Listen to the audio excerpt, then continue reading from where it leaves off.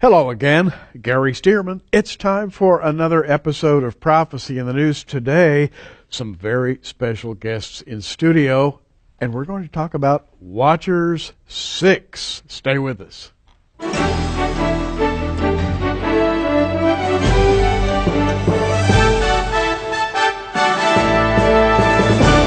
In studio with us today, two gentlemen who produced this great video. In fact, L.A. Marzulli, Richard Shaw, you have outdone yourselves this time. This is phenomenal. Of course, we've offered Watchers 1 through 5 here at Prophecy in the News. This one tops them all for several reasons. First of all, the production values are over the top. And Richard Shaw, as producer and director of this video, congratulations, you've done it. Thank you. It's a team effort. And L.A. Marzulli always brings excitement to any topic. But listen, this is one you don't have to artificially induce excitement about. This one is naturally exciting. We're talking about a documentary DVD that deals with a question that is written all the way through the Bible, and it has to do with giants. What are they? Who were they? How do they bear on the subject of Bible prophecy? In L.A., just hold forth. Let us tell us about your adventure, about how this Watchers 6 video came to be made.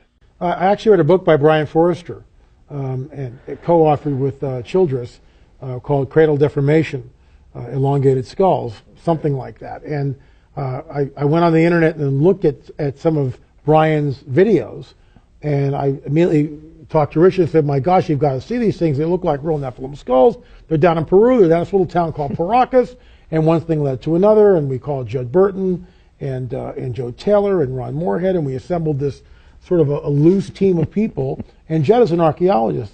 And Joe did the casting you see in front of you here of the skull. He's the curator of Mount Blanca Museum. His pieces of dinosaurs and brontosauruses and all these things are all in museums all over the world. But we went down there, and what we discovered was absolutely mind-boggling, mind-blowing, just incredible stuff. You almost have to see to believe, and that's the beauty of this DVD. As a matter of fact, Richard, you have a way of bringing things into 3D reality that I really love. And as you photograph the architecture, the artifacts in the museums and so forth, there's really the sense that you're there.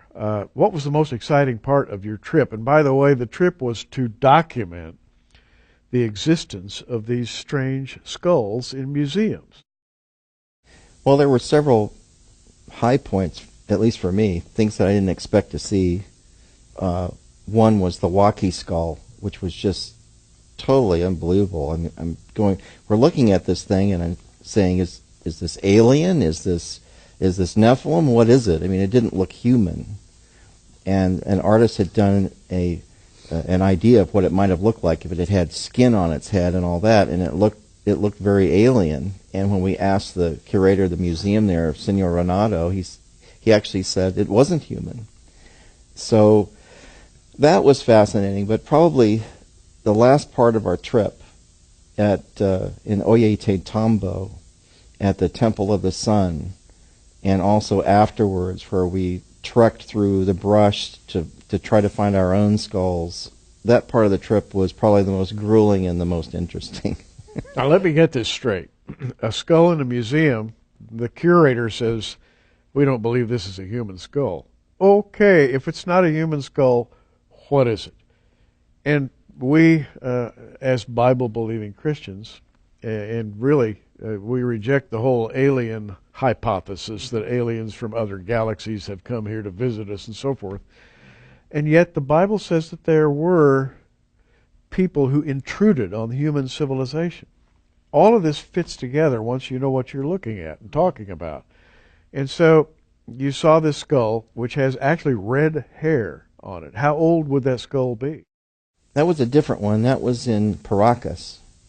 And that was a female skeleton head, a very elongated skull with auburn hair. And I guess the interesting part, which L.A. will probably concur, is that, when we first went to Peru, we visited the National Museum in Lima, which had shut down their whole skull exhibition. You couldn't see anything. They sheetrocked over the doorways and everything, and that was it. And so we were kind of wondering if we were going to get to see anything in Peru. And so when we went into Paracas at this little museum there, we walked in, and our Brian Forrester opened up this cabinet and just handed us a skull. I mean, it was just like, what, we can touch it, we can look at it, we can shoot it and examine it. I mean, that was a bit mind-boggling to me. Yeah, that was something. L.A., I think everybody who would be in our audience today would probably have some knowledge of cradle boarding. In fact, the North American Indians, South American native population, Africa, Asia, it's everywhere. It's a skull global shaping phenomenon. is quite common. But the skulls that you saw are much more different than something that would have been simply shaped. And I think we should, take a minute and take a look at this. Cradle headboarding is when you take a board or fiber or whatever, and you create a block here, and then a similar one here, and then you would wrap the infant's skull, and this would create a shape. Well, that works, but what I have in my hands, which is a cast of one of the ones that we discovered in Paracas, first of all, notice that it's not straight here. It's a slight indentation, and then we see this very large ridge in the frontal plate. A human skull consists of 4 plates: frontal, 2 parietal, and 1 rear or occipital. What we saw time and time again in Paracas and Ica and other places in Peru was that these skulls here have 1 frontal plate, no parietal suture separating, which should be 2 parietal plates here and an occipital. Only 1 parietal plate. Now, not all skulls were like this, but many of them were. Some of incredibly elongated skulls, specifically from the Chongos necropolis, which is probably one of the most bizarre places we have ever visited. That skull, again, only had 1 parietal plate. So it gives you an idea that is this a Nephilim skull? I can't say with 100% certainty. That's the hypothesis that we're under. We believe that this skull is between 2,500 and 3,500 years old, which fits the timeline perfectly when Joshua and Caleb go in for the conquest of a Levant. Well, some also had a suture running right through the frontal plate into the nasal cavity, which shouldn't be there. So essentially, it was a formation right down. It would be under the skin on your forehead, down into the nasal cavity. So that's very strange. Now, people with anthropological training have looked at this skull and others like it, and they have pronounced it non-human. What do we mean when we say non-human, by the way, because that's a huge category? We kind of believe it's a hybrid. Yeah, the hypothesis that we're under, this is a Nephilim. In other words, the product, the end product between fallen angels, women of earth, having a sexual union, from that creates a hybrid known as the Nephilim, which ties it right back to Genesis 6 and Scripture. Genesis 6:4, there were giants in the earth in those days, and also after that. Also afterward. That's which the key we think verse. means after the flood or post-flood. And these giants are called Nephilim in the Hebrew, Nephilim. Somehow it comes out of my mouth, Nephilim. Excuse me. But these Nephilim have been sort of pushed to the side down through the centuries. But it's time, I think, for this message to come forth, and you have been instrumental in doing that. But what must we make of this? In other words, how should the church react to this discovery, and what would you like to see happen as a result of what you have discovered? Well, it's my hope, I think it's our hope, that we're sort of shedding light on something which happened thousands of years ago, and yet it's very relevant to modernity, the modern age. Because Jesus warns us it'll be like the days of Noah when he returns, paraphrasing here, but that's basically the essence of what he's telling us, which immediately begs the question, what differentiates those days from any other? It is the presence of the fallen angels. So he's saying, well, it happened then, it's going to happen before I return. If we are in the last days, then we should expect to begin to see this type of genetic engineering, because that's really what it is.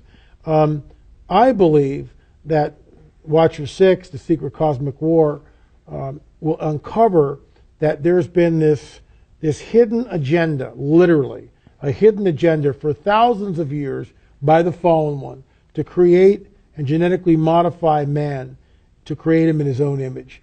And this is why we see these skulls down there, not only down in Peru, but in other places also. Let me read a couple of Bible verses, which I have prepared in advance here, and get your reaction to this. Numbers 13:33. And there we saw the giants, the sons of Anak, which come of the giants. And we were in our own sight as grasshoppers, and so were we in their sight. So here we have this giant race, and they're called the sons of Anak, or Anak, A-N-A-K. And then in Deuteronomy 2:11, the children of this group are called Anakim, which were also accounted giants as the Anakims, but the Moabites called them Amims. Well, here we go. And I don't have time to read all the verses. These are just a couple of selected verses. The Bible treats these, and shall we call them non-humans? Because they aren't completely human. They're not treated as completely human in the Bible. Shall we sort of soft pedal them, push them back in the background? And I don't want to talk about that. Or shall we bring them out, look at them, and say, this is in the Bible for a reason? Well, I think, and that's what's so great about what we did and discovered in Watcher 6, we brought all this to the forefront with what we discovered there. We believe that there's genetic manipulation going on, whether it's total intercourse, it makes no difference. The proof is here. How it's happening, is anyone's guess. But there's some sort of genetic engineering happening in antiquity. He's after something, and yet these races of people, like the Paracas people, they appear about 3,500 years ago, and they just vanish. No one knows what happened to them. They just vanished, and not a trace to where they went. Well, apparently it was God's will that they disappear. At least when Joshua and the 12 tribes went into the land, they were instructed to take out these people. And, of course, the spies went in and said, wait a minute, we can't fight these guys, they're too big, implying that they were really big people. Mm-hmm. By really big, what do we mean? Well, it depends on who you talk to. I hold to the I'll be real conservative, let's say 20 feet. But a 20-footer that's demonically enhanced, that's just not a normal 20-foot human being. A 20-footer might weigh 4,000, 5,000 pounds. And then demonically enhanced on top of that with superhuman strength and perhaps paranormal abilities. What I mean by that is being able to tell the future or perhaps read your mind, those type of things. These were giants in so many other ways other than just physical stature. Well, I know also that some people have looked at this skull and go, well, it looks really tiny. It doesn't look like a giant to me. Right. So I think we need to address that point as well, that not everything we found was the giants. But I think what we did discover is that the way that these creatures looked is not normal, and we can just imagine that there were probably others like it that were much larger than these, and those have been summarily removed from public viewing, and it's pretty clear. Like L.A. started me out by sending me some old newspaper clippings, so I got into that myself and started researching that, and I must have pulled 50 clippings of newspapers from around 1892 where people had said they had pulled up giant bones from their backyards. This from all over the country, from California, from the Ohio River Valley, all over the place, and it was reported in not only the L.A. Times but the New York Times in those days. And some of them even said that the bones are being sent to the Smithsonian for national study. Well, when you ask the Smithsonian where they are, they say they don't have them. But here in these old newspaper articles, it clearly says that's where they went.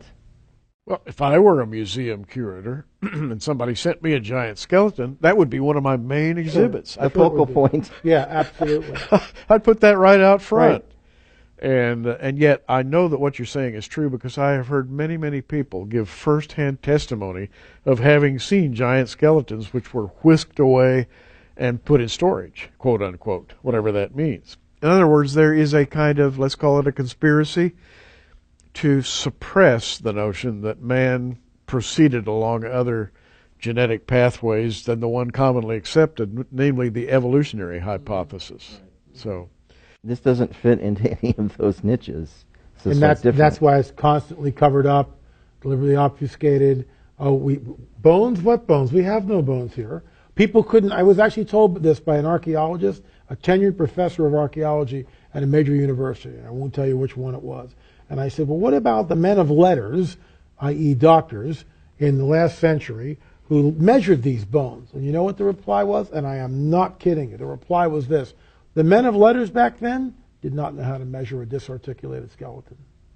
So you're trying to tell me a doctor... Say that again? A doctor would not, according to this tenured a professor of archaeology at a major university, and I have to protect the source, told me that men of letters 100 years ago, 120 years ago, who would examine these disarticulated skeletons did not know how to measure. Wow. And that if that, it's funny, we're always called, fundamental wackos, right? And yet those who embrace the Darwinian paradigm are crazy that way. Some of them. Well, they didn't know how to measure, because anything at all, if that measurement is correct and that being stood 12, 13, 14 feet, which some of the accounts are, then that blows a huge hole in the Darwinian paradigm. Well, of course, in the Bible, there's one named giant in the Bible, Og of Bashan. Of course, he's one of a few. Right. There were the Gathites, of which Goliath was one, but Og of Bashan had a bed that, depending on the size cubit you use, his bed was probably about, 15, 16 feet long? 15 feet. Yeah, I make him, we can be conservative, but I think Og was about 15 feet, a 15-footer. And you remember, a 15-footer demonically enhanced. I mean, it's not just a normal 15-footer. This guy's like the Incredible Hulk. He's powerful. He's huge. If he stood up in your living room, his head would be in the attic. Exactly. And yet they were defeatable. Yeah, they were. So it's like, maybe they couldn't move very fast, and if you're smaller, you could. That brings up the question. It was God's will that these, I guess, variants of humanity be cleaned out, be done away with. And you have to ask why. Why would God want those giants to disappear? Well, I've addressed this in other books, but and we've sort of talked a little bit about it in the Watcher series too. But the bottom line is, what we're dealing with is a demonic hybrid known as the Nephilim, which is frankly an abomination. And the gene pool is being contaminated so that mankind is no longer human. And this is what we see, of course, in Genesis 6. Everyone is destroyed except for Noah. And by the way, I've gone over this passage recently, and when God says very specifically, Noah, you, your wife, your son, and your son's wives. To me, that's like a vetting process. It's a vetting process. He's calling them out specifically. And I have really a hard time believing that somehow that gene pool, all of them, could in some way be contaminated. He's calling them out. And he's calling them out for a reason. But apparently everyone else on the planet at that time, their gene pool was contaminated in some way, shape, or form, which is bizarre to think about, but that's why the flood comes and sweeps them all away. The Nephilim are there, and the Nephilim have contaminated, the fallen angels have contaminated the gene pool. Yeah. As you were shooting pictures of all this, Richard, what a wealth. I mean, what a treasure trove of photos to look at odd angles and strangely shaped skulls and strangely shaped architecture and so forth.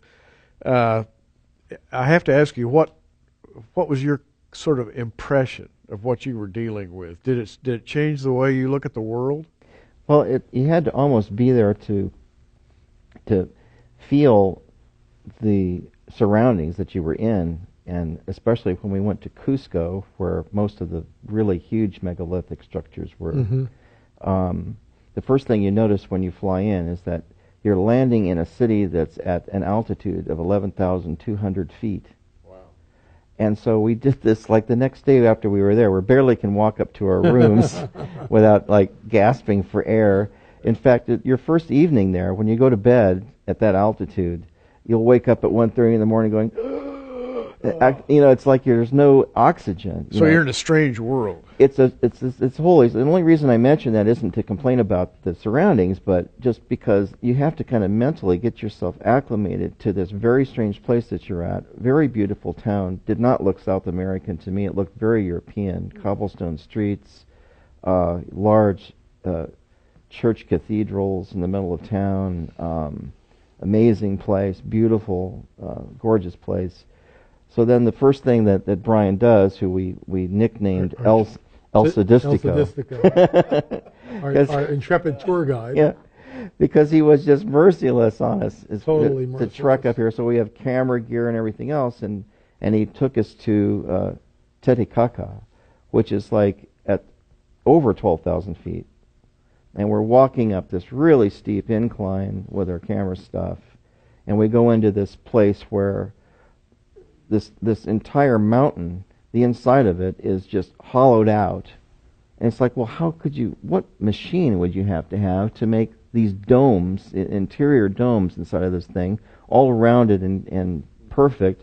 And then you look at other areas, and the stone was like polished and cut at exact angles. And like you would do with modern equipment, but to go up there and do that to a stone that you're not taking down into a shop where you're working on it and then putting it back in, you're doing it right on the actual mountain. So that's how did they do that? Sort of reminds me of the Great Pyramid. I've done quite a bit of reading on the Great Pyramid, and of course there's all this conjecture about how the pyramid was built by the ancient Egyptians. And I'm here to tell you, you can't conceive of a way that the ancient Egyptians could have built that thing.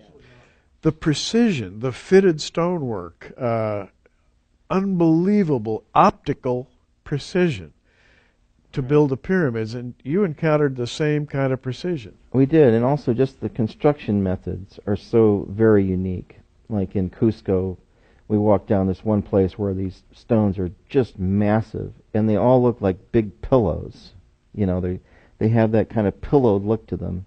And it's mortarless construction, and the wall was 6 feet thick, and each stone was over 40 tons in weight. And it's like, well, they didn't carve these out. They looked more like they just stuffed them all together and hardened that way. And there were places where you could rub your hand down the side of the stone, and I did that and shot my hand with the camera just to give an idea. And you could feel where someone else had done that before. It was really strange. It's like having your handprint in someone else's handprint. Right, it was. Wow.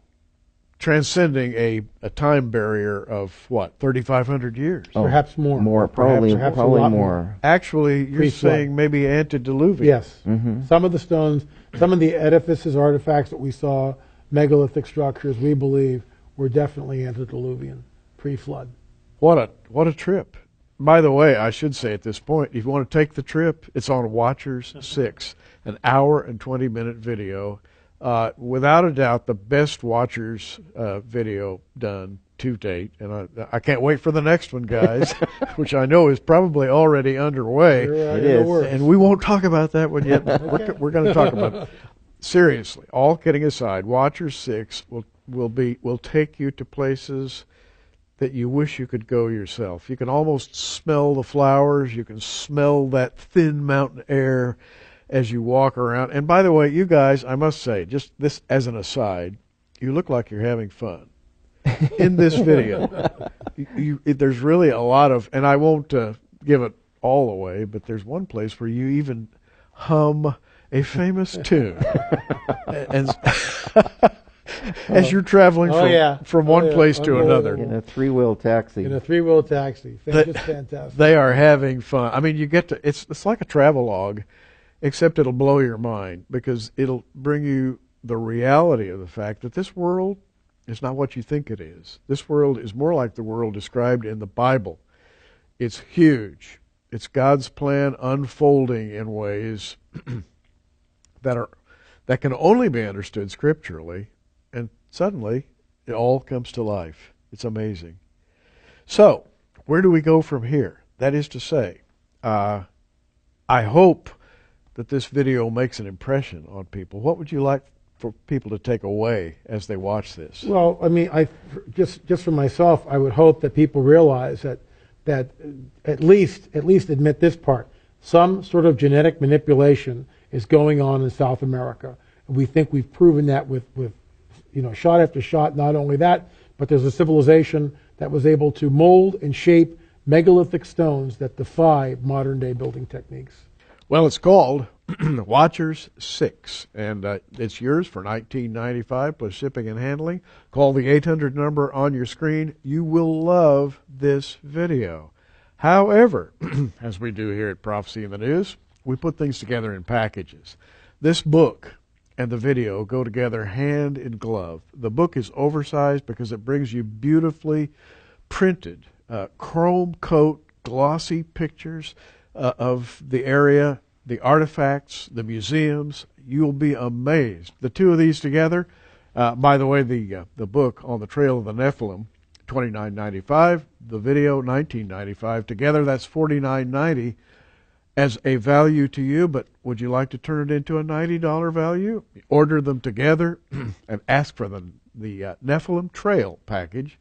And absolutely free, you'll get 7 hours of lectures from L.A. Marzulli. It's called The Cosmic Chess Match. So the Nephilim Trail package, yours for $49.90, would be a $90 value if you just ask for the Nephilim Trail package when you call the 800 number on your screen. Believe me, this one will change the way you look at the world. Richard, we've got a little over a minute. You are a gifted photographer, cinematographer. You are someone who sees the world visually. Give us kind of a vision of what's in Watchers 6. Well, it's basically trying to accurately show people what it's like to be there as if you were there yourself. I try to get unusual angles. It's such a shootable environment. There's one shot which it was kind of a quick thing where an owl is looking down at the camera, and I wasn't sure that before he flew away if I could get him, but I talked to the owl and said, "Look down here so we can see you," and right then his eyes met the camera. Wow. And so we have that, and it was things like that that were great fun. It's wonderful. L.A., thanks a lot. Thanks, Gary. Appreciate it. Thanks for making the trip that we couldn't make. I appreciate that a great deal. And you'll love the video. It's called Watchers 6, and you know how to get it. And by the way, you can check prophecyinthenews.com for all the information on the Nephilim Trail package. Gary Stearman, I just want to tell you that you need to have the information that's in the book and the video that we've been talking about.